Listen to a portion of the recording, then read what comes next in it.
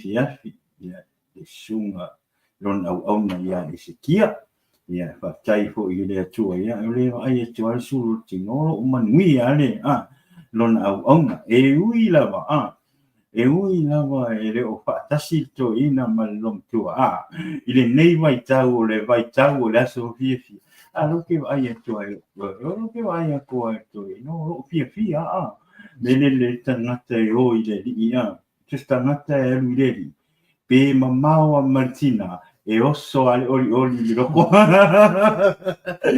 ia fa petai ia tua i le nei fiafi ia o leo o te maua tātou matanga ia malona au na i ni fiafi ia la sunga tā lei ia faisau a petai po sau hapi o ai ko i tātou au mai mua i ni fiafi ia manui te lele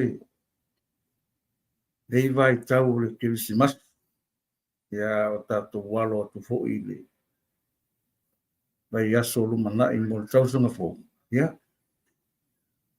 e maua lunga ale vi inga mo le whaatai le tua le na te tausi mai ia ma leo mai o tātou somato wola ma lo tu soifua i le soifuanga o lo tātou iai nei wa ele o koe whaingofie le soifuanga ma le larolangi o lo tātou iai nei ai whaatai le tua i lana tausinga o lana leo leonga ia maise o lona alofa tu noa ia o le tātou te sapi ai nei ono o le tua o whaamanuianga ia o nei vai tau le Kirisimasi ia o se vai tau tāua i le mea tau o le Kirisiano toe whanau fowina wa o le Kirisiano toe whanau fowina ia ele ngata o loo iloa le upu muli le upu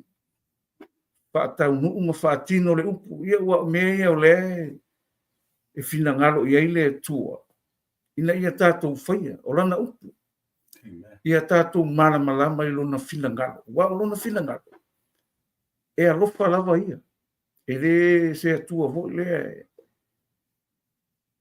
e whaangalo i tātou nanga o tātou o le pale ali o ngā ruenga le tua e mua lona alofa ia tātou mea ngā e whaatai i le tua i le taimi ioi le aso o le nei vai aso ia wa le ufaitau aso muli o le nei tau sanga lua afe lua wha ioi ia e sui ale numero i le tātou soifuanga le nei e le suia le wha maoni e le suia le alofa o le tua e le li liu sina i titi wana mea alofa wana wha mauna na upu ia o le mea na e whaatai le tua le nei nei weekend wa tua na iatu le Kirisimasi ia le tua pe runga pe la lo ia maua pe tātou le fia langa o Yesu o le fia ia Yesu pe ke fia fo i le tua o lo oli lea o lo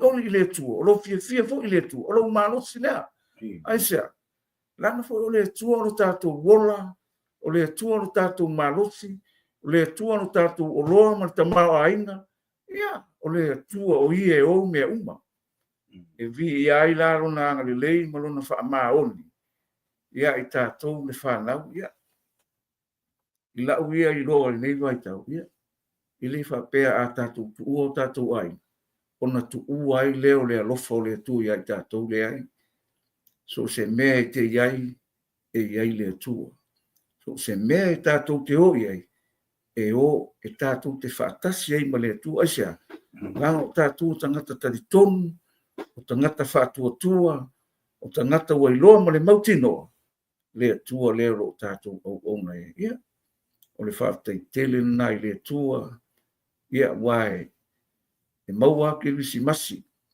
i tausanga uma wae whaamanatu e leo Kirisiano a le me fia whailo awane i misia ia te oe mai tātou te tā ua o le whaamanuianga le tua le mea alofa o Christmas. O le mea alofa lea. E le uma. E ke oki a leia ke oe. E ke alua le o le whaamavau o le mea alofa lea. e o le tāua na o le vaitau leo Christmas. E vai, ele o le aso pe o ngafi ngau nisi lungo le penga ta whailanga. O le ana le aso, o le na whaia le aso, o le pule fo le aso. Oi, o Yesu. O ie ona le aso. O le whapatona na au kewsiano toi whanau fowina. La mea ringo whapu, o le au kewsiano toi whanau fowina. Langa lai mana malama tali tonu. O whaile mea lai whai mai e Yesu le ringa whao. Ar kewsiano fo le ngang o ilo ilunga ma whau ai mea noa ia te iru fina ngaro le tu. O le kewsiano a, o lai loa. Ai mai e ese le loa. Ese le lo talia ina o le. Na sau e au mai le anganga o le Christmas. Ia o le anganga o Christmas. Mo oe, mo au, ma le larolani atoa. Wa le winga na o le alofo le tua. Wa u whapea lava na alofo mai le tua i le larolani. A wina mai lo na tali e totas ia le whano. Se tasi e whatua tua ia te.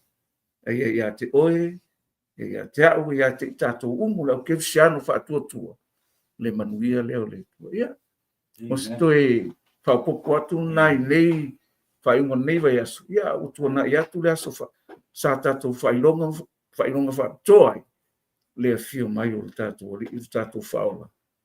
E liu tino tangata, i le nei lorolani. Le ia le li, whamanuia le tua la, fo se mea o le a tatou talanoa i nei o fifia.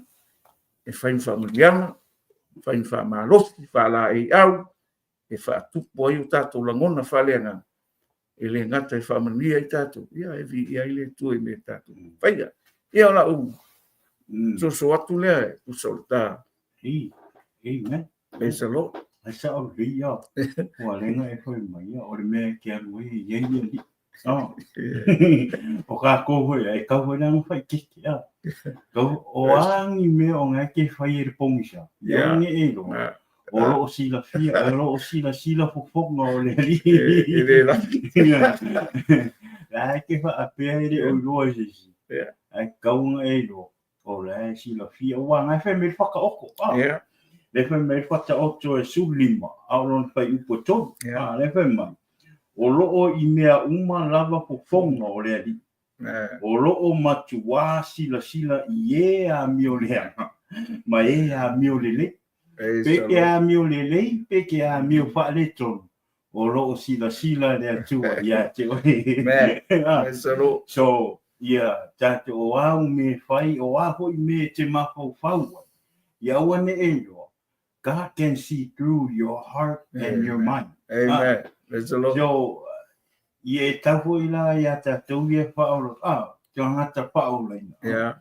Te taula ia kako mo kua aka. Pai keke me kako ke maho paua. O ai o le mea moia. So, kusa la ke whaapeo o pe ke whaola inga pe ai a ke oi a ise me ke re fia i roso. La ke whaapea o la ngai ke ika i roso, la le o roa me roso. A la sila le leima i ale i a ke oi. O le mea langa, ia, whaamuri, ia, tātou, whai tete iai, whai tete me tātou te manatu ai, ma me tātou te whaia, awa o le whai mai whata oto, Amen. E lo o sila fofonga o le atua. Ia e whapitai i le atua, nei hoi Christmas. Ia, ma nei hoi nei Christmas, ia, moro ainga, e le te le ani mea whai, ia, kusa o Christmas ia mako. Pi sa kele i le ai. O le ai, ia, Christmas. O kanaka whaolainga ia. O le mau o le mea rafa. Koe awerewi inga i le akua. Koe ai. Ia, o mea le tino. Ia, na utou si la fia. Mata te le whai atu a pe o le ata ofi e. O le mea mo ia, e pū le a o le whai ngolo o ranga. Pe o no whai atu a. E le suia e ma uani o langa o lo wola. O le mea na, o le mea a le atua. O lo fin o lo fai unga, o lava lo fai unga. E le pule i ma ua. O le peso soani atu. O le anganga o toka lama. Ina ia whape nā o tatou mai awe o tatou wola ia Yesu ke wiso. O le taimini nei. Ia. o leu atu e mo ia tatou la iti mai au tatou whaalongolongo e tale ua tue whai to ora pio mai o Yesu. A e ora mea mo ia, a e wa ai mea i o te tupu li teimini. Le sau tuspo ia. O le ngala e te kaunga fika. O ngala e te iloa, le ila ua whai to ora pio mai o Yesu. Kusa e lua me kaunga i sao ngiungi e. O le sao ngiungi o lo wola e i ngale i sao i le lang. Ma mai lo wola i a Yesu li kaimini. Ia, ma le taimi ho ngale wai te le lo le taimi e te maliu. E te le lo le taimi e wala au mai le atua ia. E le leila le wala au me o le atua ia te. Au e te lia Yesu. O e ola le ola o e savali le mo Yesu. O tu uma meo le lalang, tu uma meo le tino. Au e sa au mai lo ola i le tua ma e wha maoni i le tu. So e le leila sa o le wala. Ia te oi, wala o le tua ia te oi. Ia anau e sila fia me te alua. Pe e te le mawala na fio mai o Yesu. Alua umana sa niuni lo loto mo lo tangata. Awala me tupu mai, ia whaala me lave tupu tātou te le ilo me tupu. Ai a tupu la se whaala me lave ia te oe ai te le o saun. O kafe Yesu. Ia, na ia te oe lau tani. Ia o wale moe moe. Ia tātou te I ua seo.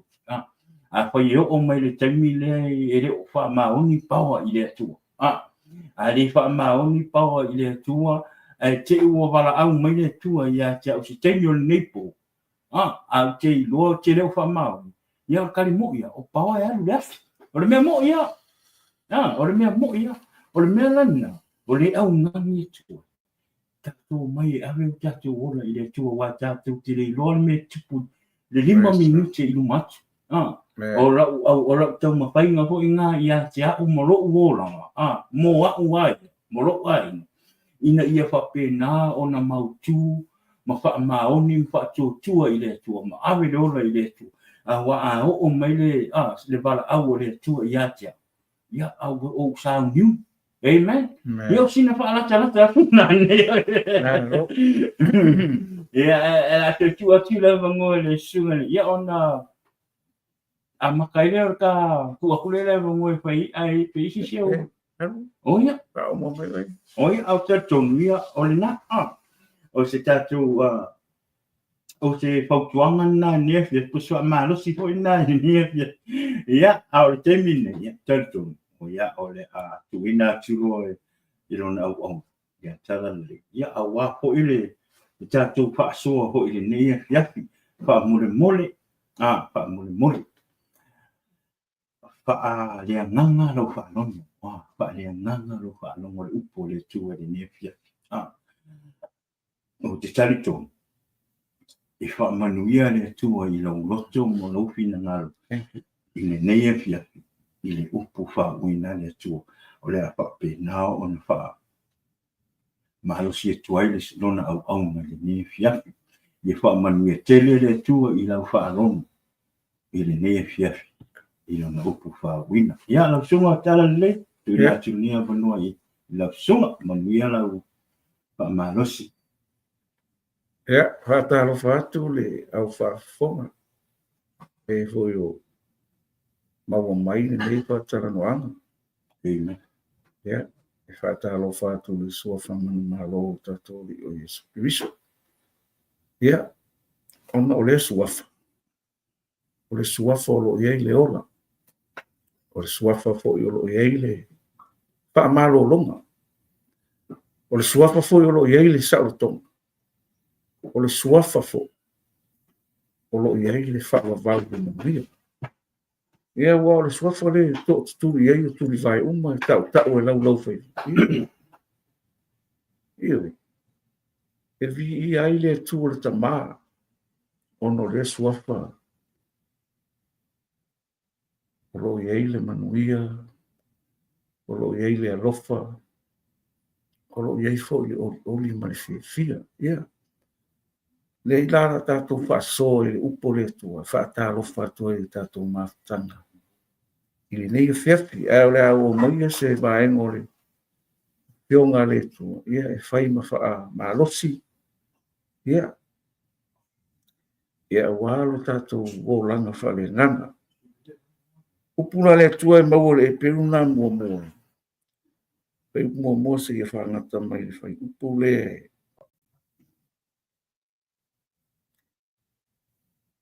e fa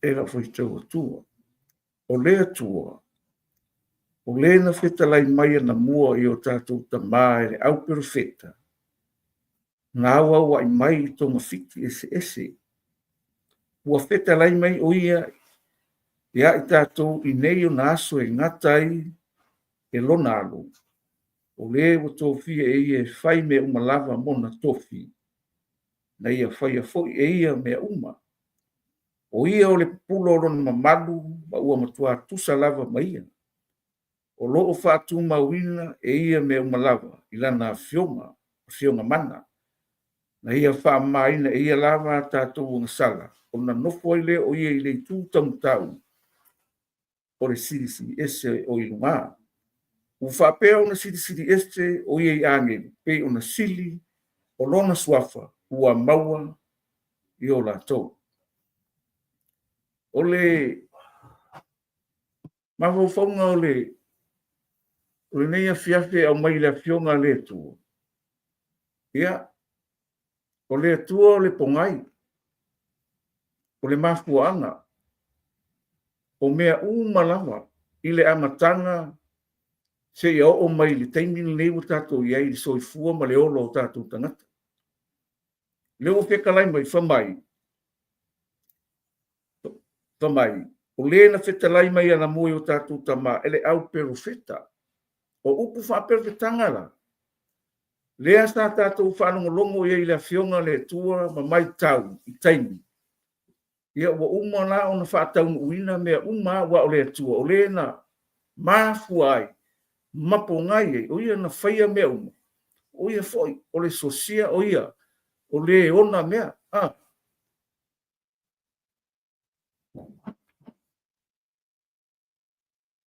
i le kaimianga uma inga whai le tangata uma whai le langi ma le lalolani mea uma whai ma le kangaka ku kongu le mea petalai ai le tua ku kongu le whakoanga ia na umalo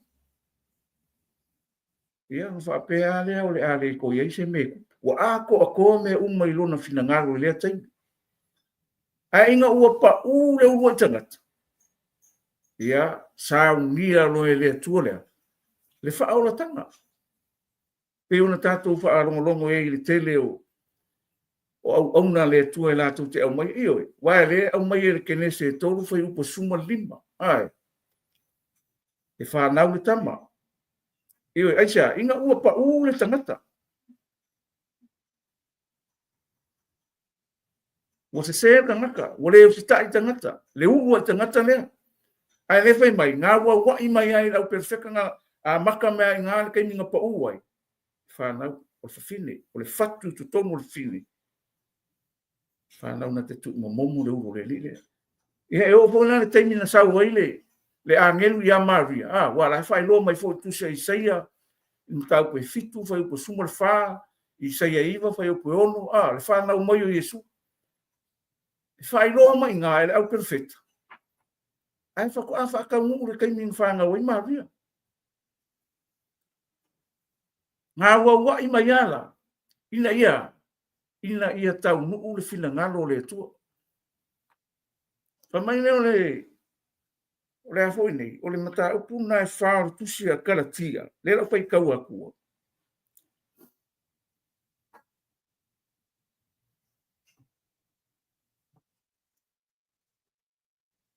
Whai mai, a ua o atu i le wha atoanga o tausanga, o na awina mai le e le atua o lona aro, na whanau i le whine, na whanau o nofo i le tūla fono. Ina ia whaatau mai e ia, ie na nofo le tūla fono, ia vea i tātou matama whai. O atali i oto o le mea, lea ua awina mai ai, ele atua le anganga rona alo i o tou roto o vala a wava le tamai o lea e te le se polonga ai i ona poni a ole atali ai a fai o le atali o le suli fo i o le atua ia ke riso ina ua fa a koala kaini makausanga a fa ngau mai lo Yesu le ka ke fa manga ku o Krismasi kausanga umba lea la ua fai ai ka ko masuli a fai ka ko makali aisa o ngo Yesu o le mea rofo o Krismasi le o kuanga yo nga fai mai leo le lua pe telum tau mo fa pe lua sfuma lua sumatas le la u fai kaua ku o ngi ngai fa soa e ka ko ke ma fa fa ye i mea nga lenga o mai le fionga le tua mo ka ko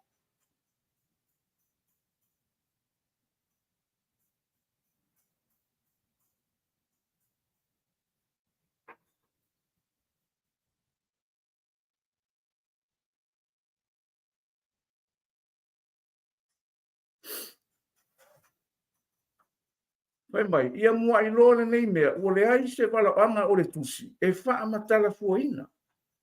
A wae le o le loto tangata na tuu mai ai le waro anga na mua, a o tangata pa ia o le atua na tatala ina, mai ina ua o Sofia mai e le anganga pa ia. O le mea na ke fia soso aku keimingi, o le ana mea nga lenga wha makala fua, ma kusia fua, ma au mai kupu wha perfitanga. Ai se ale mafua, e mafua mai o ka kou le o la masoi fua le taimi nei, ai tea. Langa le tinga ngano le kua kau keo se o. E le tinga ngano le tua kau keo le o langa le manga o le kua, i keo la pa ia ka kou o la mama o la sa loko. Ia tatou whai le fina ngano le tua, le mea nganga au inga mai lo ngaro. Inga ia ka koua, sao whanga i longa maro. E le isonga au mai ana le varo anga e whamakala, e le isonga whamakala fuainga. Ai sea, e fa matala ina le malo anga o nga o le soi fua ma ora le kaiminge inga ia i lo an fa moe moe o le me ka o le kensiano fa nau fuina e o le roko tangaka e le o ka ko nga ma fuai ane fai bai o le roto tangata tu mai le malo anga na mu a tangata pa i o le atua na tala ina mai ina ua o Sofia mai le nganga pai no inga o mea umanga mafua mai le tua le makanga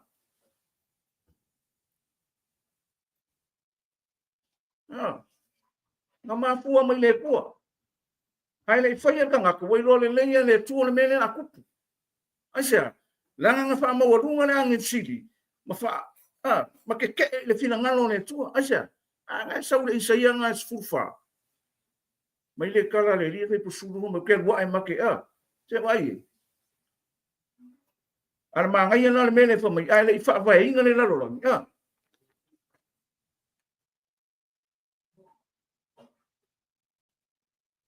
ni la ka ngoi fai kau le mele e feso nga mo fai pu ko kau le fi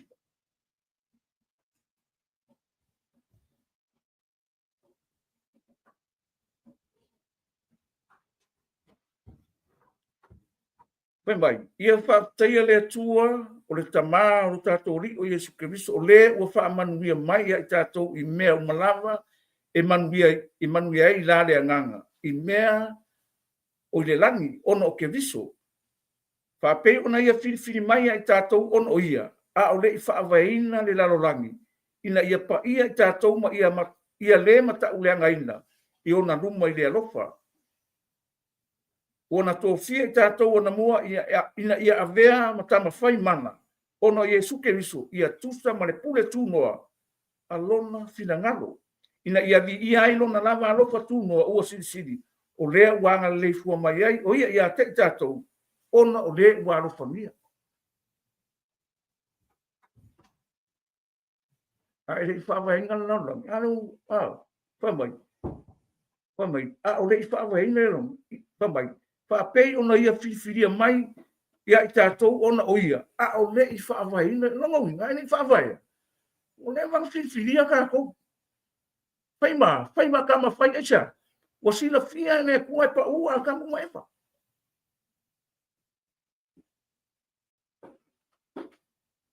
ele ai la se me o ye kongo na fionga le tu e fa makara fu inga le ai e ala na fa matala ina le fionga le tu o e ma une so fu ma ona ka ni ngi ia e la ngona ia o loa ma yo maptino le me la fina ngano le tu ara mai e manui ai fa mai kala fa upu le ia fa taia le tu o le tama o lo ta to ri o Yesu Kristo o le o fa manuia mai ia ta to i me o malawa e manuia ai i la le anganga, i mea o le langi, ona o ke riso. Eoi, mga kuanga pa ulo na mo ikanak. Ano kasi lo nga kulo le langi. Le pa ia, le mama. Ese mea. Wa amese. Asya. O le nga saufa au soso. O le nga saufa se. O le nga saua. Ua filo ngia le afionga le tu. I le kaininge. Ia inoa mo le mautino. So le loku soli. So le awe ke mangaku fa pe o le loku anenga ko wolai. Le ai. Kango e fai kau le fionga le tu e malama ma e mautino. Lo tau nunga. Ma e loa le manui o le tu. Vai mai. Na fifiria ka ko le fa inga na lang. Pa mai ia pa ia ta toma ia le mata un le ngaina. Iona luma ile rofa. O longa winga, o le rofa tu no le tua. Le ka ku fanga ngawai. Ilona malo ma lona fina ngalo pa ia. Ele ungi men ka ko faia. Longa winga. Ngamo o ia ngamo mo faia me. Le men ku was se. O sa nia fo ila le tua. Me uma ka e fa sa winga mai le tangata tali tonu, le tangata fa tua, le tangata I no le tua. E ala I lup. E lora po le koe. E fa kaya oi. E fa mo fie ke oi. Ma e lor le lo mastanga ma le tu. Ne fa mai le mo pe tenu ta po lua se kwa mele.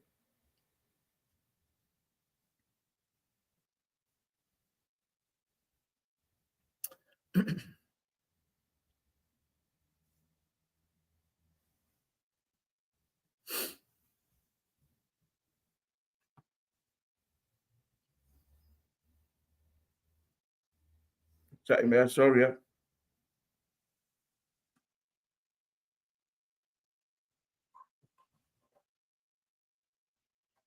Pero foi com as fulvando.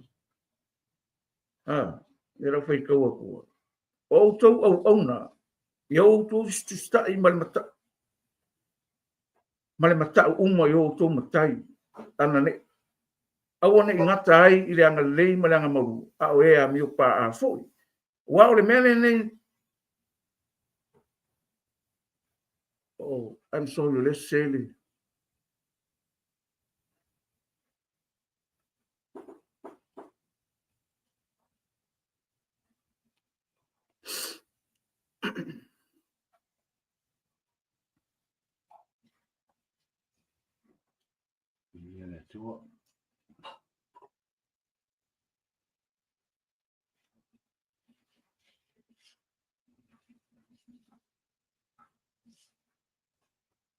Yellow.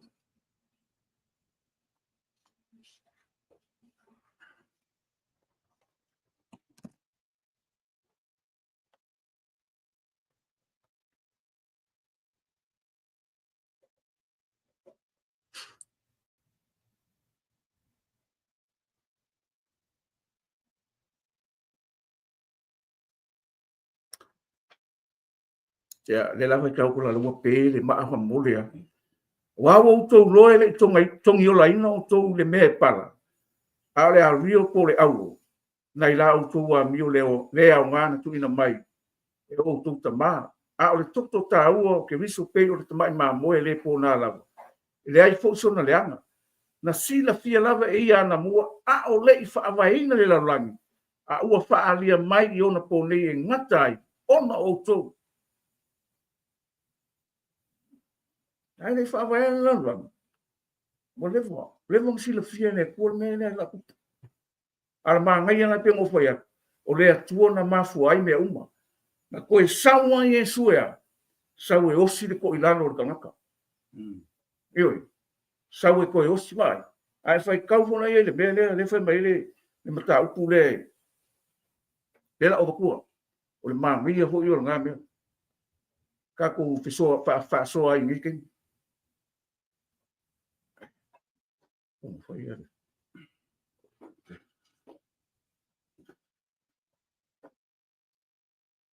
mas kala Yesu fa mai o tu watu le vinga ya te oe ile la rolangi o fa umaina le ngā ruenga na e tu ina mai ia tau o te whaia o le nei foi lo tamai i e tu mai a te au le manuia fa atasi ma oe o le manuia lama sa ia te taua ma oe a o le i whaia le la rolangi rongo winga o le wanga i le manuia le o le kua mo i ka kou ongo Yesu le peng whai mai kana e wheso ngā mua whai upu e tonu ioi e manguia i ka ko mea le lang me la le ananga le ana ufai mai Yesu i fa mai o le nei fo lo tamai ia tuina mai ia ta o le manuia fa atasi mo o le manuia la ma le sa ia te ta o ma oi a o le fai le la ranga no winga o Yesu o ia nga ia le amakanga me uma o ia pungo me o ia le mafu anga me nga le sa Yesu le ka ko fai ronga Christmas e o mai le me alofa mo ka ko le la ranga yang sala a e fa atino ina ia me malanga bo leva nga ia me bo leva nga ia o le alme nga ringa fa mutala ina le fio nga le to ka ko e lua fa vavau le fa kali mai e lua o le fa vavau le malai e fa vavau ma le fa vavau le manui e fa vavau le langi la le la o ko si mea le fa mai fa upunga e lua sumat fa lo tamai o lo loto le nei ia te ilato ua e fo ina mai ia te ina ia lato fa tasi mau i le mea o te iai ina ia lato wa ai alo manuia na e fo ina mai ia te a wa ua e alo fo mai ia te a o le i fa avaina le laroran rongowi o mea umanga ka penga inga ne kua ene i whaiana laroran mo ka kou e pau ma whaiana le ua i tangata pau ana ua lewa ngai ei rongowi na sau ni le tua mo kako inga ia kako lo le fa va le la kako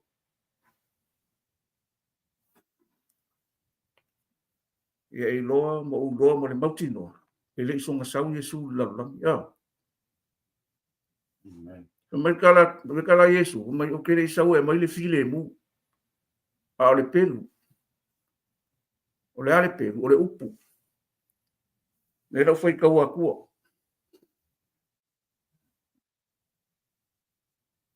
Mateo sepuluh foi po torsu marfafa mai kala Yesu. Au atu te mana natu o sau e watu le file mu le lalolangi. O te le sau e watu le file mu au le pegu. Awa o sau e wha amasa sei tangata molon sama. O le tamatene fo e wha amasa sei molon tina. O le awa fo e wha amasa sei molon tina o nanatane. E whai fo le tangata mawhili. O lona ainga ke kau kala lo i mea o mea le langi. Pe ke kau kala i le wha tanga mea uma. E roi. Ia nga a makaronga e whaalonga ko esea. Nanga e whai kau le kalaanga o Yesu, keiminga i Yesu kongo i uteia o soi fua mai. O le au loku. Ka ngaka o le mu. Kau kala no Yesu i mea le maa le langi. Kau kala Yesu i maa i ami o kongu. Kau kala Yesu le kua. Kua manga nga o kama i kua le menga nga linga fasiroki ala wanga Yesu. O mea e whai sa paki. Ioi. O ngā ruenga whaoranga whi Yesu, wha maroro ka ngaka sa paki. Ioi. Ma kua i kamia, kua ingo sia le mea ma me Yesu, e ingo sia o kou ongore, o longa ingoa. O le upu, e ke kau kala wona kongolo wa inga se mea, wona ke kango kau whaasao, koi. I ko e mai au. I uwa iau, o ke poli, aisa. Au ke pole le ke lua ko lua ma le nganga pa i aisa. O le nganga pa i o lo swangi nga. Ya. O lo swangi le nganga pa i. Ioi. So swangi le nganga pa i ka ko. Ma Yesu o ke le isau e mai le file mu. Ioi. E manga ia la le mo kuasa eu. Ko sa ve ka ko loko Inga ia ka ko rola. Le mea lai whika lai mai ei le li. pa vai la la ni vai e ku mai ke o mamu na ngana mo sa le kingo le o sa mo ni tino e sa mai o mai ka ko le o ke siano inga ia ka penga ka ko sa unia ta to mo le fa va le mamu ia ele fai fu ni fa kana ma cha e fai fa ma no si ka ko esa nanga le tu na se so ni mai fa ai lo mai fa manatu mai fa kua mai te so ni mai ka ko vai ka pele ma fai ai o le mena fa me yesu o ke anu ai awinga mai le nga pa ia nga lue le upu ko nga lue lo na suafa inga ia fa mau tu fa mau tinoa fa ako fa le fa matango fi fa tum ka ko ke ngano le tu so le ana mai e paulo e a i fa ko ngi fa poko so se mea acha mea nga sa yesu no ke le sa o ko fa pe so ba de ai o le kai o le ska kala o le me o le kingo pe fa ya ko e mele o le kai acha la nga la fa ala de lavi la wa fa so sai me mangkua o le li o lan wa poko ke lo nga kala o se o li acha le ai se fa mo lalo le ai se la ngona fa le nganga le ai se la ngona mata le ai se la ngona mi ngao le ai se ava ile tu ola ko fikai ko iava le ko ya ka ko wa ko sa lu to ale langi ngo mali yesu wa keke ala ile na lu ma fe ai ka kumu ona me ke kala ngoi o fa ma lu ele foi ko suia sa loku le ai ele o suia lo le ai sui lo loko ile li ia suia lo loto ile li ina ia fai oen fa man ele nga ko lo ai ko mo me ke ngalu ai ke kau kala le ola isa o yesu le ola ele o ka ko ai o yesu lo ye le ola ma ia ke ia tu o yesu ke ele está o kala ku la fongo le ai le fa me yesu ke ele está o kala ku la fongo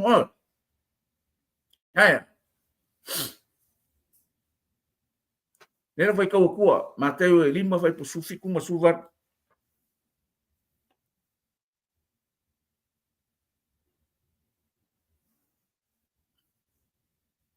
Awane o tō manatu o sau talaina tu la fono, po lau perfecta. O te le sau talaina tu la talaina, ai a whātau nuina. A wae moni, o te whai atu ia te utou, e ma vai atu le langi ma le lau langi. Ai le ma vai atu lava se iota po sina fasi mtai tusi. O le tu la fono, se ia tau nuu mea uma, ia mea nganga inga sau Yesu. Kelo mea sau i whakaungu keloi. O le mea lewa me kuna fongo, nanga kuna fongo, le ako akor kuna fongo. O le anafa. Tomai a Yesu. O ea o po le wingo le upu, o ke loto i le alofa. Ai le o tau nanga. Pele sang mo ea. A mi o tonu, o ea angasala, ina ia sana mo, ke le sang mo ea. E maloroa o e mamai, ina ia, maloroa. O mai ma tai riva vai po su ko fa ma ngai fu yo ngame o longo winga o le alofa na a ko ele tu la fono e na pongo fai ka o ku me nga sa o ni ke o mumi ka ko ai le si fa bang yang fa mu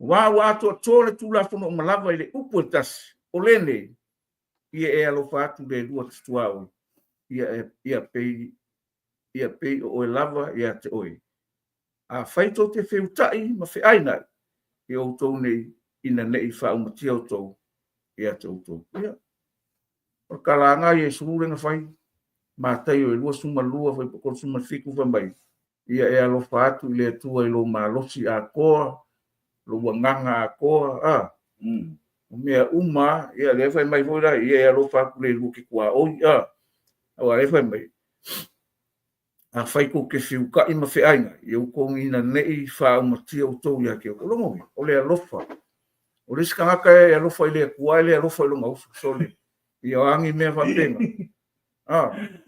fa fenga alofa ile ku e ke le o vai kingo ia al ka ngaka le e ke ika ia so o le fa penga me le ku o le alofa o le tu e fu le ka ku Nenga ninga ka ukala ku ke la ngonga le loko le sio o le lofa le tu asia la ia le nga o le lofa tu no me ele foi o so le pa fenga lo foi le ku pa fenga fa me o ke lo foi le ku o ia le ke va ku lo uso o la ke ika i mai le lo pa me pa le nei e fa la fa mai o le pe fa pa la ni o la one andar lo ngi a lo foi le sio uso o le mangai o le mea, o lo la ngonga o le alofa o le atua.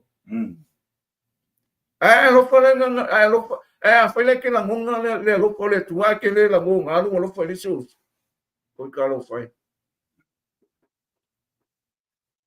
E match la ka ko alofa. No, inga ele moni le alofa. Longa winga le moni ari. Longa winga e masa sai le alofa, longa lo kala le winga masa sai.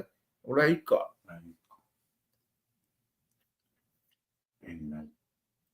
Lai ka oi. Lem fainga e me ke alofa ile tua e alofa loso. Aisha. Nanga o le kua o le alofa la vai. Nai fai mai e paulo le.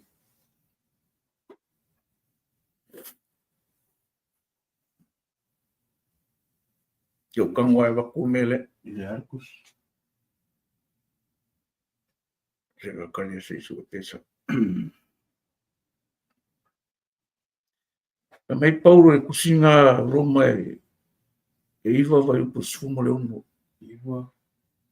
Ia, mai o le nei. E le mai le o mana. E le mai le o tau sineo.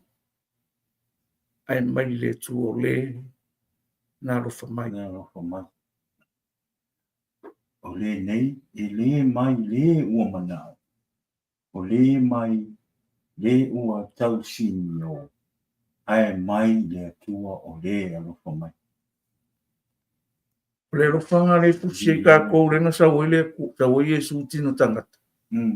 O na alofa na, fa mai kala Yesu le. Suli mo tu se ione po suto, ura vai kau ako.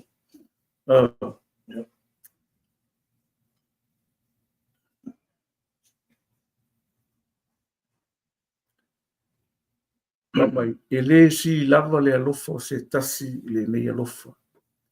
Ia tuina atu e ia se, ia tuina atu se, atu se tasi no na sui ai na wo. Ia tuina atu se tasi no na sui ai na wo. Longo ina le si alofa si le ku le alofa le tua. Le alofa nga e le si so kanga. Le fale a inga. Ia, ele foi me que loko ai. Le ai e lofa le kua ka makiwa. E lofa ka mauoa. E lofa for ngaka. O le ko inga ka ngaka e ka ko. O le ko inga ka ngaka. E lofa le tu ya ka ko.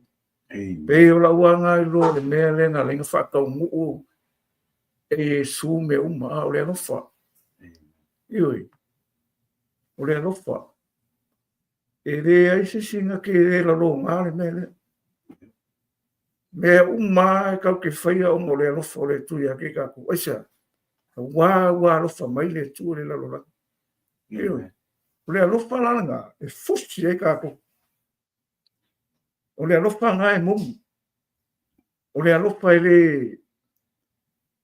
ele ai songa ngaka anga ele te siringia le alofa le tu. Alo foi mai sawa, ele silia se si alofa. Lingi alofa. Io war kala sa o anga. O lana au ke roe langa o nganga. Pa merkala Yesu, o kile isawe au nga mai ka tinga me manga ia. Ya. Kile isawe au nga mai ka ngata ia ke. Mo sau ke au nga. Ma fo inga o wala sui e ka ngaka. O le se nganga o le rofa o le rofa ka ka le rofa le kulanga ka ko e hangon wa ngakalo lo manu si fa le nganga e hangon wa fa le kingo le mafofau ka ka le loko a ole ko le a se lau pasenge e le ai se me se mena e ako o ka ko ka ngaka e le ako ka ko i le ku fa le nganga e le ako ka ko asa nangor me mo ia o le kau ke kingo nganga sasia lua e pasenge sasa ila o le ku le ai ako pasenge o le kingo ko ako i le ku fa le kingo mai ku fa ako rangol me nga ringa mafunga rangol kala ku spai o le tau langa ako kau langa kasi ai afi kau langa o le ora mo le lalo langi ako ele saula Yesu au nga famai o ke le saula mai kanga kai o le nga fai mo langa au nanga mo kanga ka mo le lalo langi mai ka ko o la me ringa fa makala ka ko mele e lo mo le motino la la me nga fai mo le fai e vi le tua ia fai o fa ma nga se siuso acha la nga ka ko kanga ko mangu ya le fa mai Yesu rang kala le ilong kama le manguia ai le fa vai le fa mai ko nga mai le la wa sau Yesu e ku nga mai le manguia mo ka ko nga mai le yong su fiku fai upu lima ai le fa vai le lo o le manguia nga le nga sau Yesu e mai acha ina ia fa manguia mai ka ko i me le langi i me ia o me la langi ngaka e ke o kilo uma lolo kai e ke le a wa ma ave se me o le lalo langi ai ke foi ka ke le o mai mangi me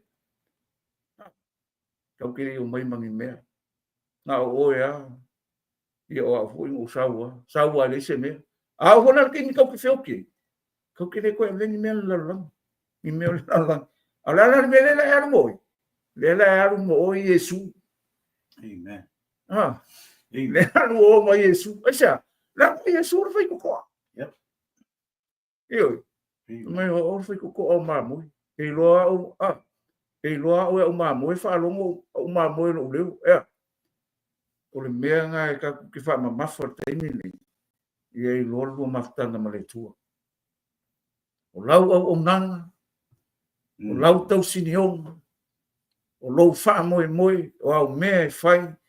O a me uma a we ke faia o ka ngaka ai e faia o le tuanga o le nga rufa mai e le sau Yesu e au nga mo le ma kwa fa kingo e o lungo sa ko e o nga fa malolo ai e fo ile menga ile yong e lima fo e fa mai kala le oringa ska malo nga le ko lus fu o mo e kausa o ka oko wa ala i ka le ngai petes ala ele angenu ngai pure foi ela kuska mano le bole ko uma barus ko Yesu foi e ke fia mano lo alang kalinga e ke fia mano ya kurunga o kala Yesu kurunga averumo ela kula fa mai le ori le awa kula fo ole o sa pakile foi me o kamalo le me ke le lo fai ki on ya langa Yesu o yo le ole ri o sa pakile lo winga ele ole aso Amen. ole pure ole fica ele mele le ranga le mele le panga fai ka o mele manga e fa mongi kala le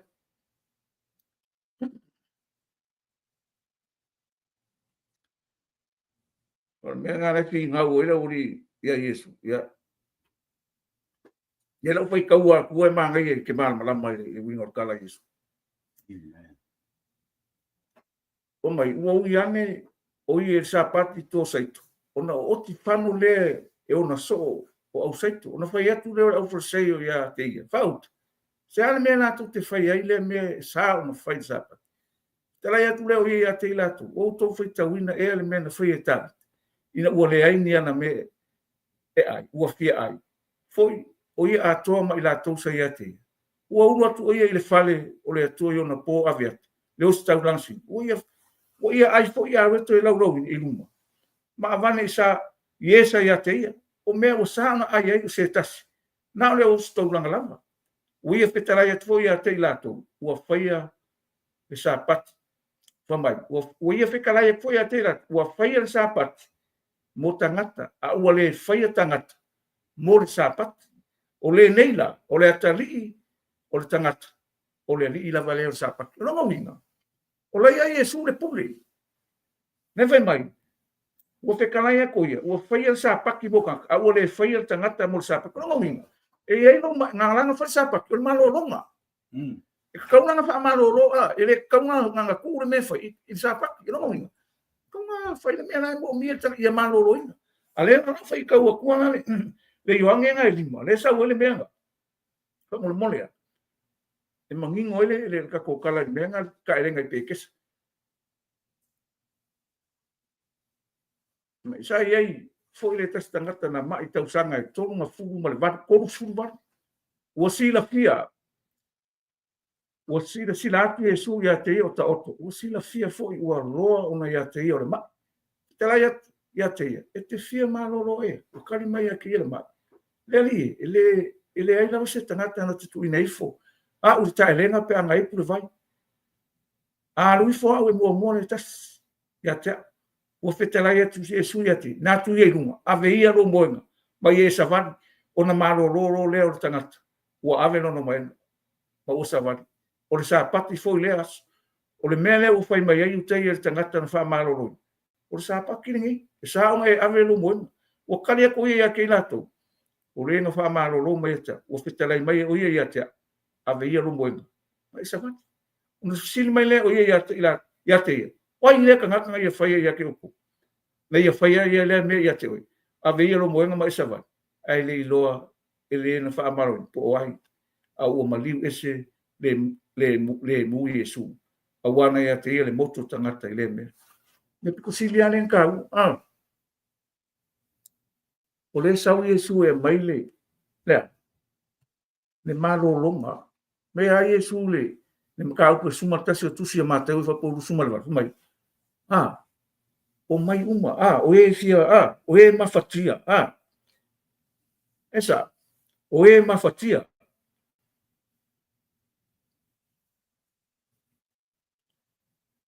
mai Yesu, eu tô mai o mai até o tô umo e tinga aí na mafatia vem o a foi e malolo ai o tô eu tô a moina la wamo mas eu tô fa o ia até o le nga maluma le loto maulalo ona mauale o tô le malolonga mo o tô ngama wai ave mo fila wamo lo ave nga foi mama ia o nga lai sau Yesu ya fai lo mai fina ngalo le tu ia favela porque komunga le yu kai malengo yu kai la ko ia sa la tu te eleli ia ele saula Yesu ya tawe e fa o makia ka ku le fa mai o ke le sau ngai fa sala le la rani ta ia fa o leina le la rani ta lo pumanga ia ngai fa o leina o le Ioane tolu foi po suma fitu. Ia whaoleina le larolangi e tau. O lana au nanga lana a kako mawhawhoi whamai, na whatau mu e lungo le sa tau. Lana au nanga le ne whamai, ua tau mu. Kau mula, tau mula le mo ai. Peo ngo whaia, o whorafolanga ia ngā alu e sua whamai. Le ngā ave lau apu skolo, lewa uma lau apu skolo, a lewa, lau ke siano kei mingi. Oi, a fai foi o le ka ke ave ole o penga ka fai langi me. E o ka o nganga. Ave ta le Yesu Cristo. Fa mai ka la Yesu. O e fai mu ma so elo fai mai. Se o e ka fai por ala son fanga o Yesu. O le ai ele se me va penga. Ko ku el mu mi o me. Le ai o ka ku ka alo. Ka ko e fai mu ma so. O ka ke o fai mai. O le me le fai mai o le me. O le atu poi ni fifina ua inga. Ma le manuia ai le whaalongolongo e whaalongolongo i le fionga le tu. O lai kau ki kamu whai o kākou o mongi o kākou o saa. So le ai. O Yesu lenga sau e whaasao mea uma. O le kaimingi. O le whaasao mea uma o maua le ola ma le soifua. Pe unga whai aku le uto le. E o kinge e la e le o le leilo loko ma. ma le lua mafutanga ma le so le o se le whakalima Amen. e le pepelo ar kalanga o se ori le whakalima ma kua le mau o malasa kai minga whioki mana tua le mau o malasa Esian manguia Yeah. langi esian manguia le ola fa ai fai kau e maka upu se furu ma le ongo le usia luka o le mena le tu na o le tatou fatala no anga le nefiafi o le ana menga le fa makala le upo le fa makala fo inga la fionga le tua wa alu yesu wa o uma na faila nga luenga o uma na faila na au nang ala nga polo i mai la wa apostolo mai kako o e fai nu uma malava maso pa patiso le suafa le tua le tama le atali i male nganga pe lo moin o ko ya ali ka ko wa ali le tua le kua le rofa le kua le ami ko le tua le fa le tua le mautino le tua le malama le tua le manuia o le ko ya ali ka ko wa ali le kua la mai e papa kiso le suafa le tua le tama le atali i male nganga pe nga sa ma ka yo lua fa le lo fai ka wa kua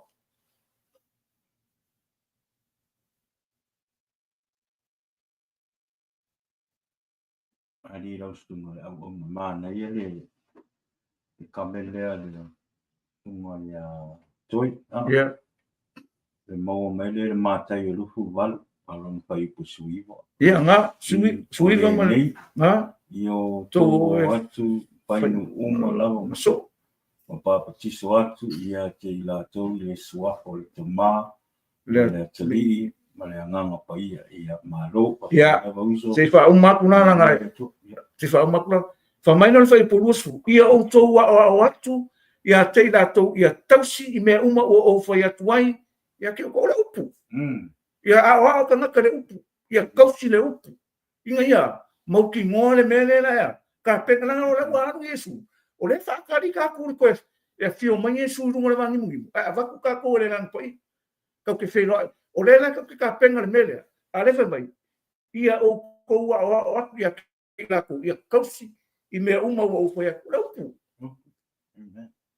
ale va mai yesu o ke so mai file mo pe o lo movi a ka ko pe ke ko inga pe ke fa me o fie se fulo ko le ke fai kaua e ke fai kaua aja langa ho le fai kau ka ko so lama o lama fa ai o ka ko ma ko ai ai lo e ke fai kaua aja pe fai kau mai ale o lama le ora le ke o e makua wa so le ai kau ke fai kaua ka o langa le fai kau mai ka ko le la wala ka ni mo ai fai kau bo na ku spai fai mai o le mukia fa ku sai ka ko fa ku sa ka ko le mukia ia le la ko mai fai ka se me se ka o mai le me le se ka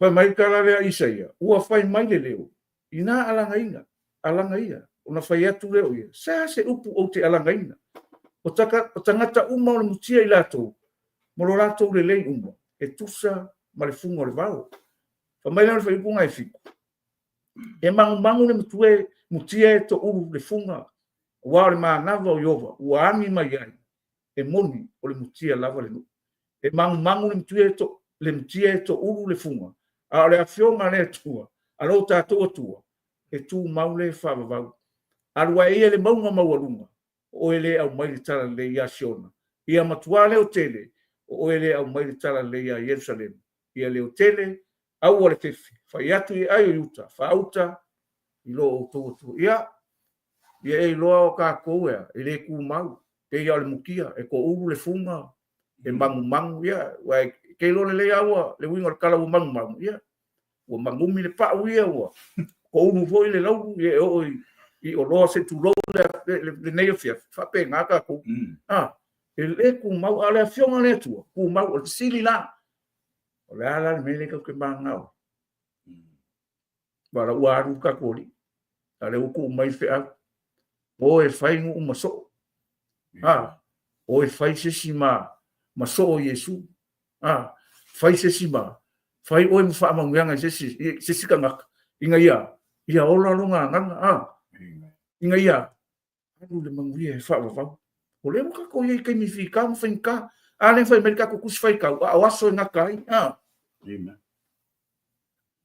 o le fina ngalo o le tuol tama o lo ngalo o lungo sa taulo na tau nu uai o lana au nanga na e fai kau ye fai ile mka au pos fuiva yo ame fuiva do valu ko fulu ngai fa makala mai me o tau nu kau mu ure mo ai o fesiri ke leanga kau mu mo ka ngaka fa kua tau nu mo tangata tonu tau nu mo tangata na te ama na ia fina ngalo le tu ka ko ele ekeke ya e puga oi kire fai aku a meo ke ika ia oi e rofa e suia ke kako e le fa tua o ia no na rofa e le fa tangata io e le fa le ainga io e le fai le masangi le ai e fai i le ani tomu mo le fa ma oni ana me uma le ia fiafi ia o ke kalkom o nga wa vaku se se vai nga ko ka ko io ma ko ki si masi o le mea valo ia sau ia su fa ka o lunga sa ka anu ku nga mau ko e ku mai anu lo le langi o la le me ka penga i ko e fio mo Yesu peke oki peke oki na me Yesu wa ngai o ko e ku le singa me mangai sa fa me Yesu wa ngai o ko e ku o le fa ko mai kia e ui la mai ngoki ola longa winga fio me Yesu wa e fa kali me le vangi muni longa winga e ame ka ko le nganga pa ia langa pa ia e mori mau ia ke oe i le o tomu ia te tatu o le mena le i le ngai fia fa mai ia o le fa kali mai Yesu mo langa ekalisia ka ke le no le aso le fa mai isi o ka usanga e lo lima so le se so ia fa mai le lo e sensi le yo ya ngelu tenga ko go se vai ele lo e sensi na o le akua o le fa se longa o iro si le fiele ku mo le ko ia se me lo iro ka ngakalang kalale ya era longa ele so nga fa masi ngofua e lo umano ka ngakal le Yesu malonga ro fatu ngoa malonga mana malonga ma ro wa ia longa ma ro le nga sau ya ka kongulo o la kan ele fa masi ngoe ele tu se kangak e a ngoa ma le lo me le kangaka umma ka ke o fa le lo ka ke o mala mo le fina ngalo le tu asia inga ia ka ko faia lo no fina ngalo io war kala nga paulo fa maia nela o ko mele ma ngai ka nga paulo o mele ko e ku ma mele o le fio mai Yesu o le kele ka ka ele o e se ala ko kala fa ya le la ka ngoi wa ngai me fa mangingo ko i me amen ma mai kala paulo fauta mai o te tauatu ia te outou le mea lilo e le mo moi tātou uma ai li ua tātou uma wai whaafua se i lava o le emo le mata pe ai lia le pufa uma wai lia lava e toi tutu mai ai e woti ma le ola pea e li ua fo tātou wai tau ona ofo le ne tino i vale le tino ola pea ia ofo le ne tino oti le tino le oti lava pea ofo le ne tino oti le i vale i le tino ola pea o fole ne tinoti le tino le oti lava ona tau mu ai leo le upu ua tusia ua fa umatia le oti i le manmano ia wa sau Yesu e fa umatia le oti ele i o ia ia se mea kasi longa kingo fai ka wingo aso e ko yo e loa ma le mautino ia o le koe ku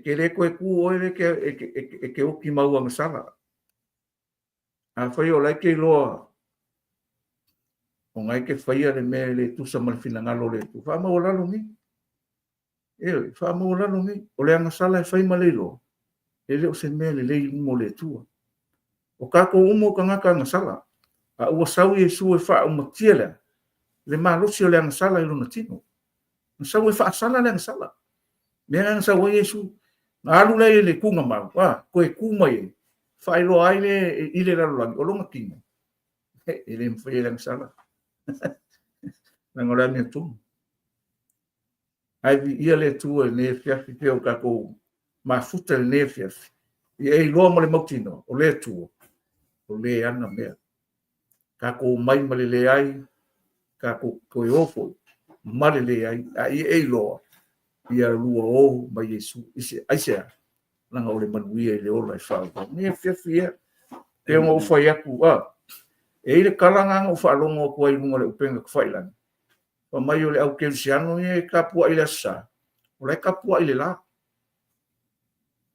o le o lo o ma fai lo mai Yesu le me o e kapua ile nganga mal fa mau ni langa o le ku le nganga la sa o le yo ange fa ai fai kau ni nga fa sa o e Yesu le fing sa Maria e sa le kai ni ko kere ko kapua ile le mama sa le aso yo langa la sa ili mai le ko ye e kapua ile nganga mau kere o la ile aso sa mau kere lo fai ma ko lo nga ma ko kapua ile le la le ai la mau kapua ile tua le ma le tua le alu le tua le nganga pa ia a fa pe mai o sa pa ki mongi ale le aso fiku le la fai ku ya ele ke fai le mele ma lie no loko se le ai ka ko o kapua ile o le aso ano foi me Yesu o io le ali o sa pa ai fai ka fo le le vitiko na luo sumar ko le la ko ngai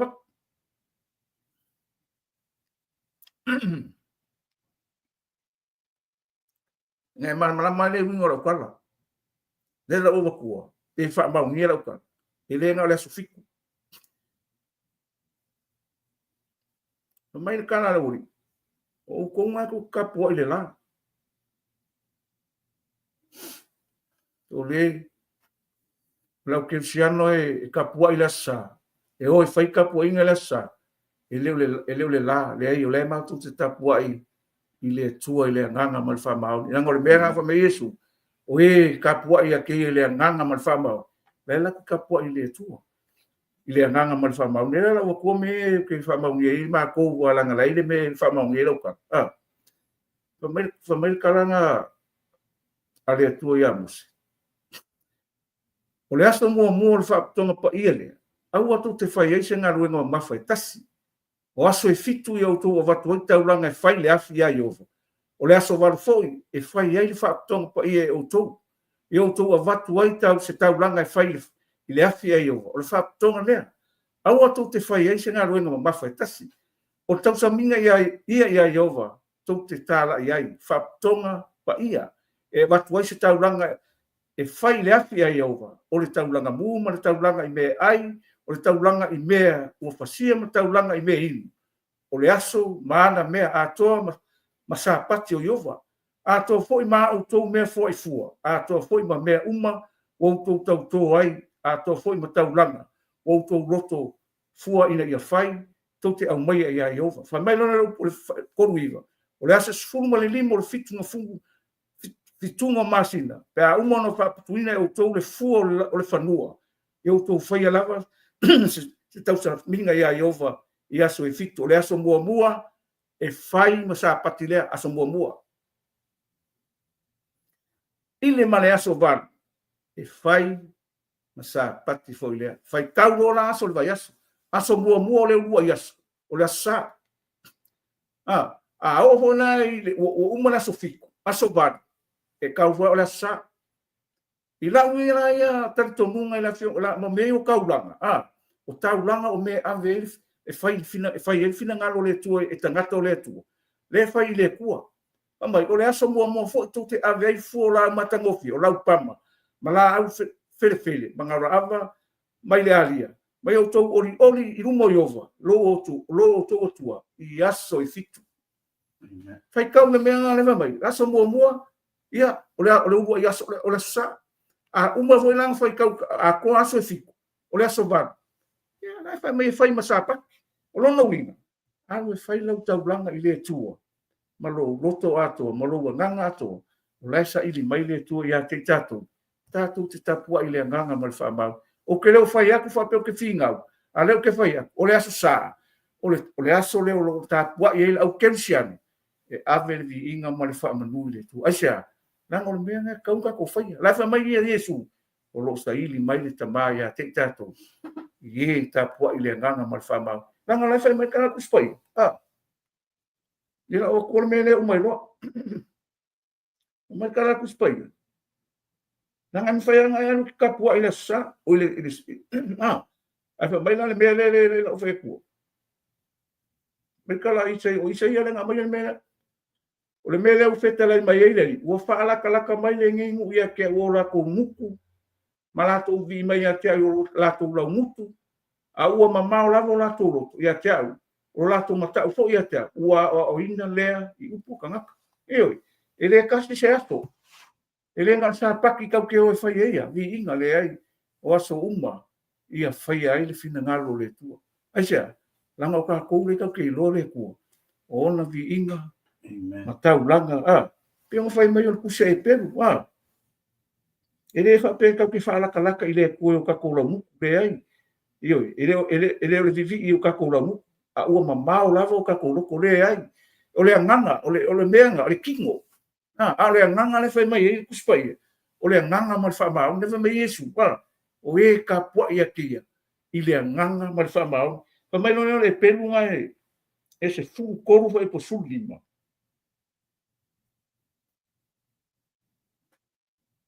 uma roga ko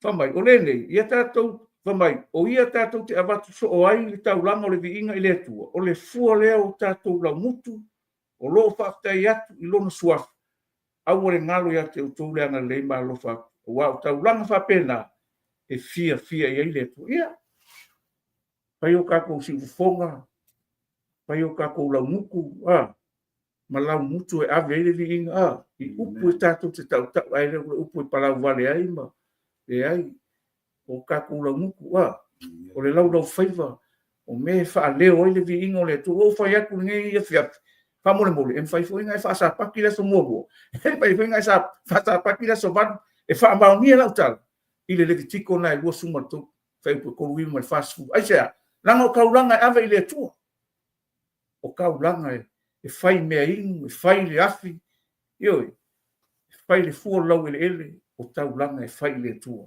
ia o fa so na ne fiafi o sau Yesu sau e fa manuia sau e fa sao me uma pai oi ne fiafi manga ko kai minga o le mau o malasa kai minga fioki ai ia fai kau ie le luka nas fuma le ma koe au ngangi le mau o ia aperam ia o le mafai e ke le mafai nga e koe sau ele foi ngai oki e koe fa sa o se me pa mai kala tomaro a pe au winga kula salu ngai e woki wa woki la sa e ko lima uso ngai a wongi o mai mele ole lava tomaro le ver e me kala pela ola e a mo se mo le perfect pe ala ko ase singa e woki a fa ia le falo ia ele mo fai un ka ko mai koe fa sa o le mea o le se fa sa o ngeia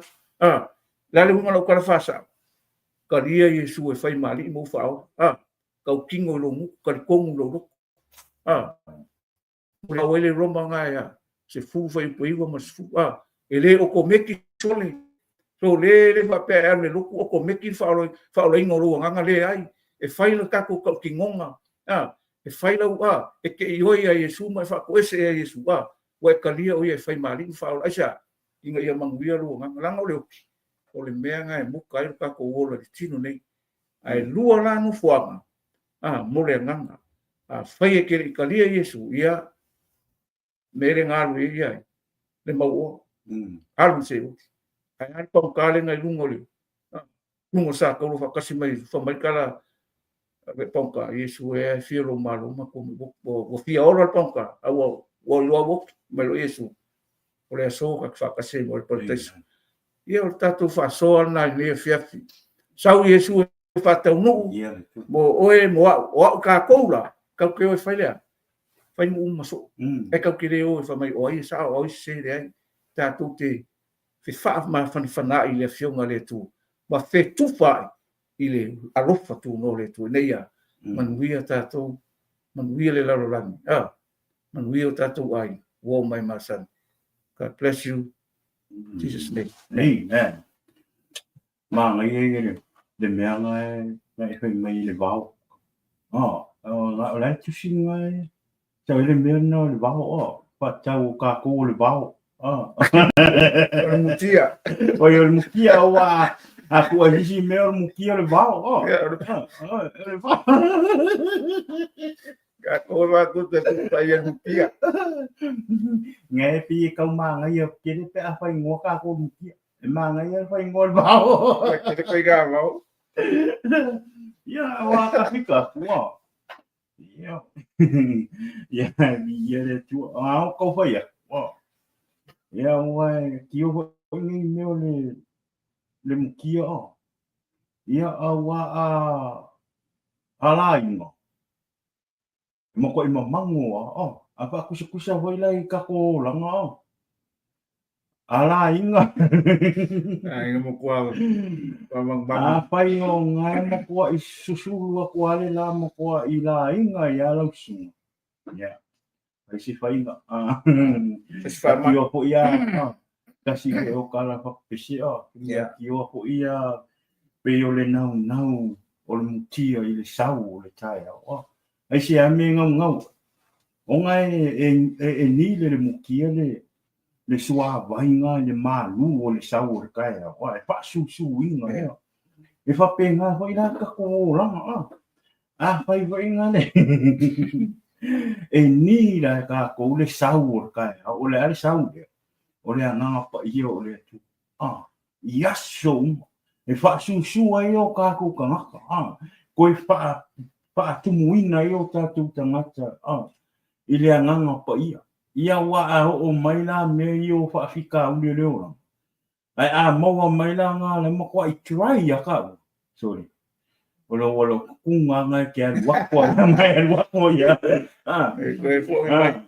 ai fa pe ki ngau pero ngau ile nganga pa i po le ale sa o fa fika u li mal se fa fika e te le mo pa i ona e fu Yeah. Kero manga ia ka ko ka upu mai ka le fa so ni fia. Ia wa le ho ka kala ngoi le ro. Ia wa wa ya so ni. Ole ka ko ki fa manga ko ai pele. Le so fu ole lo fo Yesu ke bisu. E kero. O ele tanga sa. Ka ko ka sa. Awangi e fa pe ole. E fa pe ese le lalo langi le ye ma o ese le lalo langi le ai o tu sa o mata tu no mo le tu ai o le angan yo le se senga ona o ma tu te dia Yesu e ve mo ma tu pa ma ma tu sa vali i ala o le tu longa ese senga na o lumo le tu e tu sa le lo fo le tu ya te o ya ma o Amen. E wan me moi e de aise me i laro le langi. E de aise me i laro le langi o ho i lunga le langi. Na te ave e sia le rofa o le atua mo oima. Yo, le la fai atua wa le fai mai le Roma. Roma e va. A rona fai upo e tolu walu ma le tolu iwa. Le fa pia mai. A wa ua o mautino. E le mawhai e le oti. Po o leolo, po o angel, po o ali, po o e maluos, po o mea i nei ona po o mea atari, po o le maualunga, po o le loroto, po o se tasi mea na whaia, e le mawhaia e ia mea, ona paa te e se e ina, mai i tātou i lea lopa o lea tua. O loo ia Yesu, i ke wiso Yesu tātou ali. Tātou wa aile te leo rea loko le tu. Te tau ia tātou wa rufa. Yeah. Praise the Lord. Pena sa oile tāna lona au. Foi ngari mo ko ali ko ia lo mi le me o lo fai mai ke rufa ile tu. Ke ka ia. A fai o ngai ke maka mai a o iska ngaka ko tiki a ai me le tu ko ia lo wa ku lo lo. Ai ke ka ia. Ya. Ani fai mai tala Yesu. O oe o le tangata pepelo. Leo o tu sa awa ke awane I ave se peno ho ye tpa le nganga no fa no. O o le tangata pepelo. Pe a fai o le te fai atu ya te oe le. Oe le mata mai o te lofa I le tu. Ai se lo wika ya ki. O e sili inga. O le tangata pito sili ona pepelo. Wala fa mai Yesu e fa fea ona e lofa mai ya tia. E te le vai mai. I aso umo ro ranga. O aso uma te sa vali lunga lau e. Ai ke ika ka maka ke wa ai ke lua ai fa kasi. E ke lua kala mo fa kasi. Ke lua fa inga luenga fa kasi. E ke lua fa i fa kasi. Ai ke ika. Ia. E ka ua o tangata pepero. O ngai mea la ikino. E ka tau ang fangu ako e tātou wa. Wa ke lu si ke ni wa lu fa solo ako fa pea. Ngau ka ko wa mele. Ile ai fa mun. E yang ngai se lau sawa. Le nai fa mangako. E lo fa ile tu. E lo fa fo ie te lu tua. Lo fa ile tu. Lo fa ile usu. A sau fo se tangata ia te oe e tala fo se me ia te oe e mo o minga I lo so so pa monu awa ne I pa ai no ngalo o lofa awa ne I fa ai no ngale winga lo ta fa pe sau se tangata e te ba ai atu e le fa ali kongu I la wa ai fa mai ia o se tupe awa e le a be se tupe ono le ona nai te lo e le toi mo ma ye sau tupe e te nofora wakus kangaka ho ingale ke loa e ko mero kupe a vela so so le te mafo fa we ko si de awol fai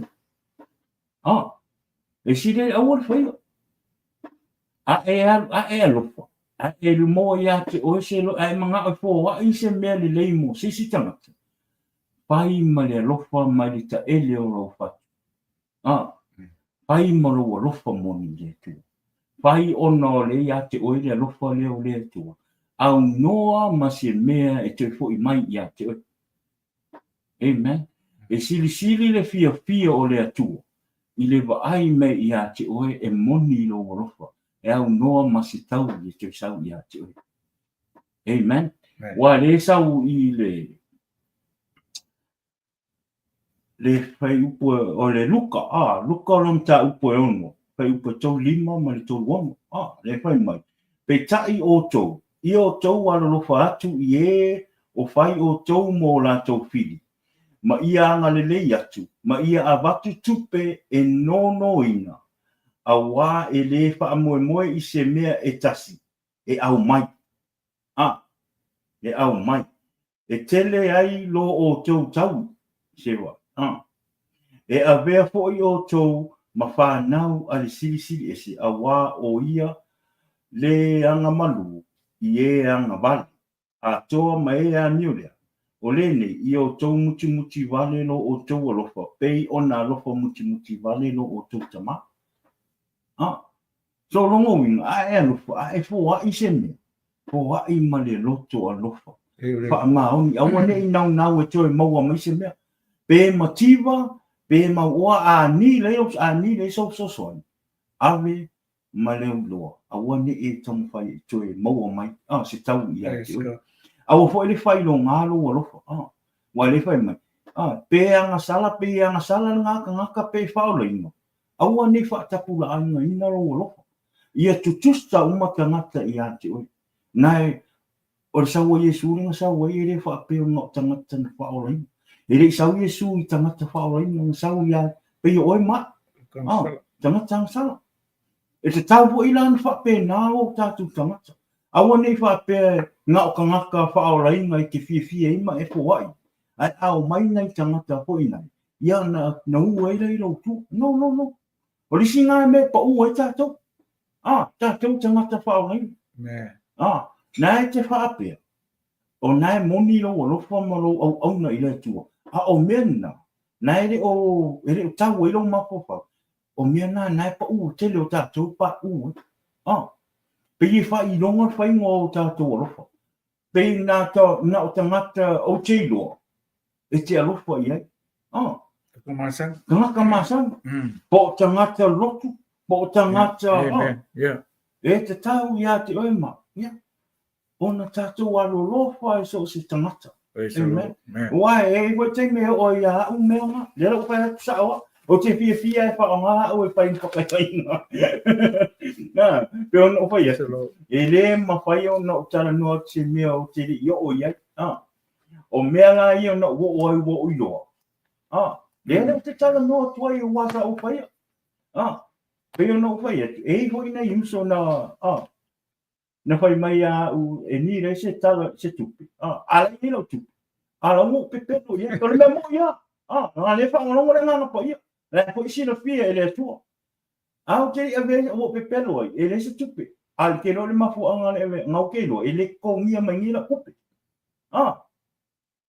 Ale taimi na le. O le I lo loto le. A le anga o te sau au na ma ave le ola I le atua. Ma te pai tau le tuspa ia. Wata malama, wata I loa le, sorry. Ka whi pe anga lau ki whaolai ngā kaimi ngā a leu whaila pepelo skanga. Siu so le sau ia o siku. Sorry.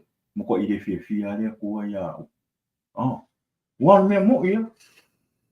Ia, ai peu se popo atu na le mahai o tātou whaasoa. Ia, whaftai ai au suma. Eisi ole mangi ole whaasoa langona whale ngana. Wai. Nā lo vo I lo suma. Whao popo mai. Anga ole winga ngā o tātou. Se tuwha. Whaasoa. Wai. Ili whapea la ei lo umore. E kusa lai ki lo alai. E oare ki mi kauka lai. Ia ngalo ia o isi mea. Ara mānai o whamanatu re ngana pa ia. Ia pa o mai lisi alai. Ia ta uona whatara noa ngā tātou nea whiawhi. Whamalo tfo. Wai. Ile se ato tō tātou. Ia whapteile ngana pa ia langarua mana e sosone. Ia wale whalau o te leina. Whapolaina ati o tātou mta au po nea whiawhi. Pau ole mea. Ia se langona whale nganga e tupu. Ia se whamanianga whale nganga. Mō tātou tangata wharongolongo. Ia mese tātou. Ele ai se sao. Ele ai fo se le leo tātou. Anga le ai Yesu, kau ke le mwhai ngai mea. E ai wha maloa tfo i e wha whonga mai, ma mai mua mai nea whiawhi. I tātou whaatana noanga, e mai se tātou whetuwha ina i la whionga le tua. Ia wha manui atu le nea whiawhi. Ia ono le upo le tua. Whai ma wha malosi, wha ma whanawhana fo i e o loo. Whai ona whātia ma I winga o leo langa ma soifuanga o tātou. Iai, me umai tātou te whaia mo le tui a vi ia. Ia whamanuia mai tātou. Ia se toi upunai nea whiawhi. Anga le mai le tui le tātou whamai mo. Toi! Ia, vi ia le tua. Ia. Ta tonu ia o le whamalo sinina te tonu po. Ia o te lea se ki o oma. Ile nea whiawhi I upupo I whauina le tua. Ile nea whiawhi Whasoa tua ile rona o na le nea whiawhi. Ia, mori atire whawhitai I rapsunga tala lei. Ia, ole ni huia whiawhi tātou pokalama. Ia, I upu whaasa. Le upu a le tua ile nea whiawhi. Ia, mona lava le pai mai le ngano pa. Ia, le tu. Ia. O au nanga nai le nea whiawhi. Mo mori atua le vi inga mai whaatai I le tua. Ia, o rona lofa mo rona ngā lei. ai ai fo se upu a pa o papa pe wala vale fo i ne fiafi ai o le atua alofa amen o le upu a le atua le ai e tau ana watu le upu le atua le fasa le fasa ai pa ua o ese fina ngalo wa fa ina ona le upu le atua ia anga le le atua ina i fa pena ona pa ia tu le nganga o le atua ia te o ina ia fa ngala malama lo fina ngala e malo tu ile upu fa wina le atua ne afi ia ai ia le atua ya o tatonu ia o le nau uma o nau isi nau uma o nau sa no atu le lona au na ne afi tato kalama ya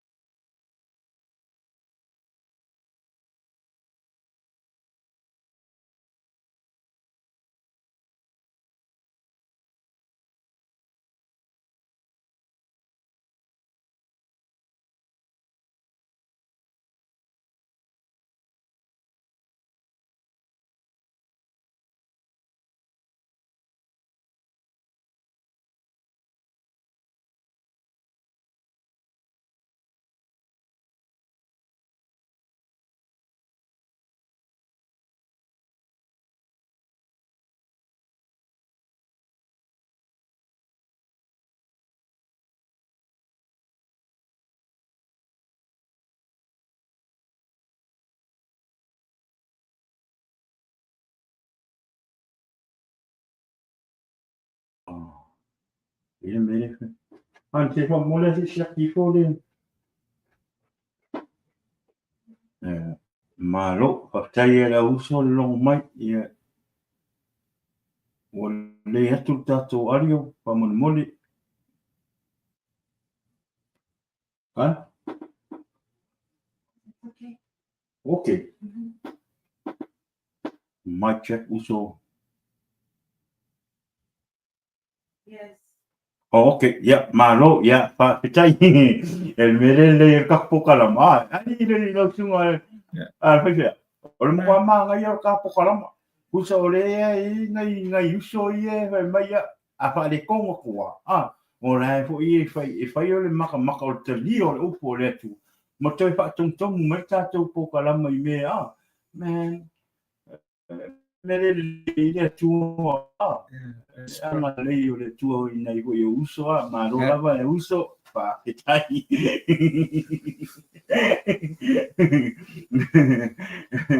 Merry Christmas family mangia Christmas i la sunga Wefu, ia ai whataro whatu e whatua ia tangi pa manuia le atua ia te oe le nea fiafi le ngata i lea i lunga Facebook le ngata i lea fiau anko whaife au ia pesa leli longo vei pa manuia le atua i la sunga ni whawhi ngainga manuia le mawhtanga le aso ata e au pe au atua i le ola ma le manos ia a o lunga le tato YouTube ia o le sunga i le o ia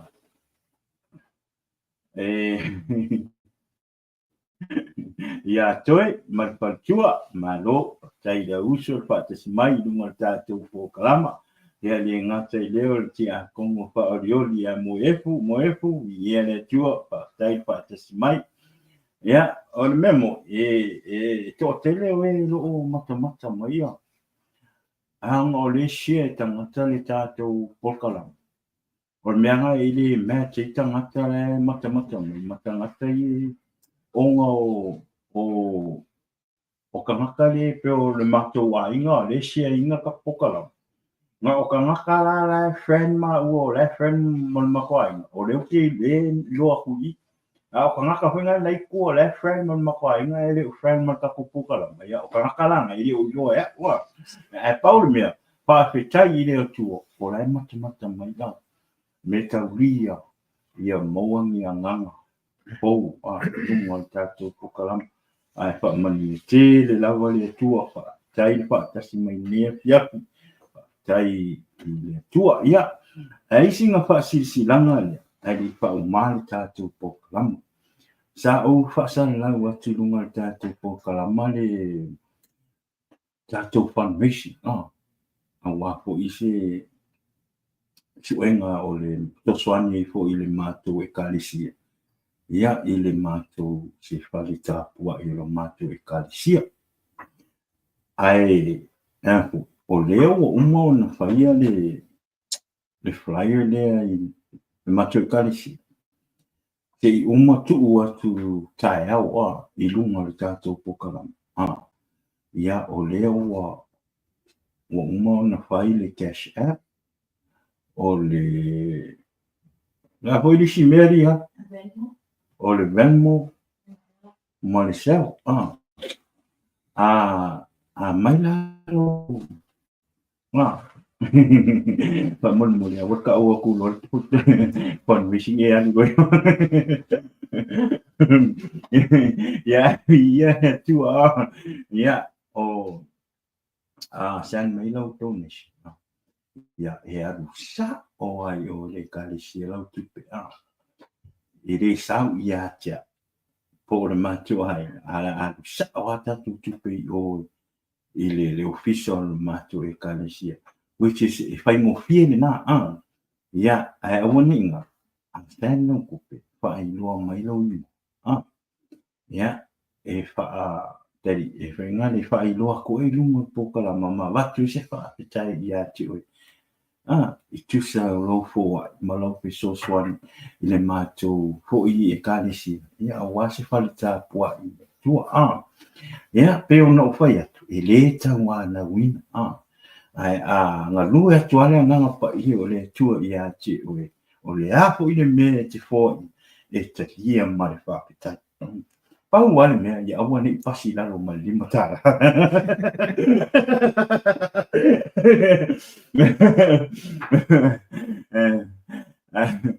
fa pe o la lo mai lima tara na e te lo fo mai e si la sa o me ya